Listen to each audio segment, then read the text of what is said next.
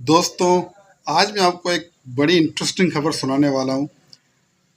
China में एक गार के अंदर से एक शख्स निकला जिसकी उम्र 230 साल है। वो 230 साल से बगैर कुछ खाए, बगैर कुछ पिए गार के अंदर ज़िंदा है। बड़ी बात है कि 230 साल तक उसने कुछ खाया पिया नहीं, फिर भी ज़िंदा है। उसके पास से एक तहरीर बरामद हुई है जिस पर चाइनीज़ ज़बान में कुछ लिखा हुआ है, उसका तर्जुमा कराया गया।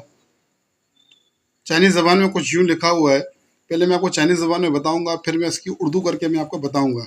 चाइनीज़ ज़बान में यूँ लिखा हुआ है, इची की पा नाका ऊ चू निची की आ ऊ ची की पा ओ ची आ।